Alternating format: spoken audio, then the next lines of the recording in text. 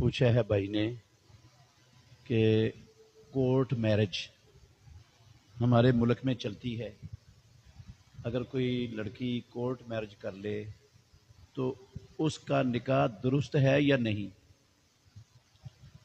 عزیز بھائیوں،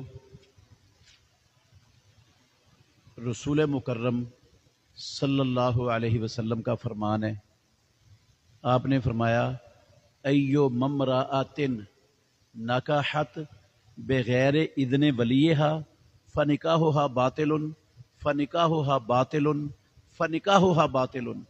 جس عورت نے بھی اپنا نکاح اپنے ولی کی اجازت کے بغیر کیا اس کا نکاح باطل ہے، اس کا نکاح باطل ہے، اس کا نکاح باطل ہے۔ یہ بات رسول اللہ صلی اللہ علیہ وسلم نے 3 مرتبہ کہی ہے۔ اب امام الانبیاء اپنی وحی والی زبان سے کہیں باطل ہے باطل ہے باطل ہے، تو آپ دیانتداری سے بتائیں ہو جائے گا نکاح؟ نبی کہیں باطل ہے، مولوی صاحب کہے ہو گیا۔ اب نبی کی بات غلط ہو جائے اور مولوی صاحب کی بات ٹھیک ہو جائے، یہ ممکن ہے دنیا میں؟ نکاح کا کوئی نہیں ہوتا۔ دوسرا، صحیح بخاری شریف کے اندر حدیث ہے، آپ کو پتہ ہے صحیح بخاری میں کوئی حدیث ضعیف نہیں ہے۔ اصح الکتب بعد کتاب اللہ امت محمد کی یہ صحیح بخاری ہے، اس میں حدیث ہے کتاب النکاح میں امام بخاری نے باب قائم کیا ہے لا نکاح الا بولی۔ اللہ کے دین میں، اسلام میں لڑکی کا نکاح اس کے ولی کی اجازت کے بغیر نہیں ہوتا، یہ باب باندھا ہے۔ اس میں حدیث لائے ہیں، لمبی حدیث ہے، حضرت عائشہ صدیقہ رضی اللہ عنہا اس حدیث کی راویہ ہیں۔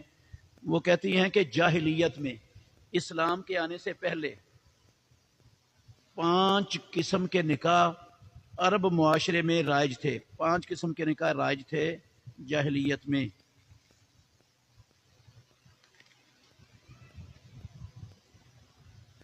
پانچ قسم کے نکاح رائج تھے، وہ 5 قسمیں اس حدیث میں بیان ہوئی ہیں۔ ان میں ایک قسم یہ تھی کہ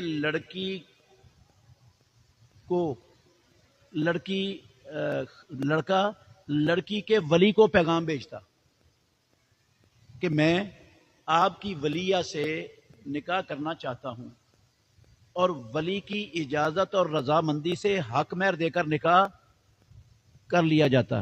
ایک نکاح یہ تھا، اور باقی جو 4 قسمیں تھیں جاہلیت میں، عرب میں، محمد الرسول اللہ کی بعثت سے پہلے، وہ ساری بغیر ولی کے نکاح کی شکلیں تھیں، اس میں ولی کا کوئی تصور نہیں تھا۔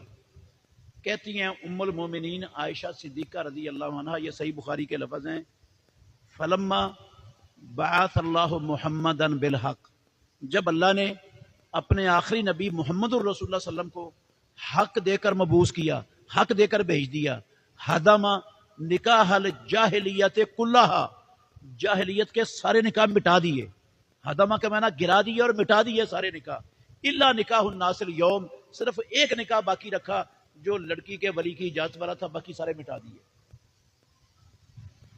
تو جن کو اللہ کے نبی نے آنے کے بعد مٹا دیا، اب وہ نکاح کوئی کرے گا تو ہو جائے گا نکاح؟ وہ تو مٹ گیا اسلام میں، وہ ہوگا کیسے؟ یہ جو کورٹ میرج کرتے ہیں ساری زندگی منہ کالا کرنے کے مجرم ہیں، یہ ساری زندگی بدکاری کرتے ہیں، یہ بدکار ہیں۔ اور صرف یہ اکیلے بدکار نہیں، اکیلے مجرم نہیں، ان کو جو تحفظ دینے والا نظام ہے وہ بھی مجرم ہے، جو نظام تحفظ دیتا ہے وہ نظام بھی مجرم ہے، جو ان کو قانونی حیثیت تسلیم کرتے ہیں وہ بھی مجرم ہیں، وہ بدکاری کروا رہے ہیں اور یہ بدکاری کر رہے ہیں۔ اگر بدکاری کرنے والا مجرم ہے تو بدکاری کی سند دینے والا بھی برابر کا مجرم ہے۔ یہ کرو بدکاری تم۔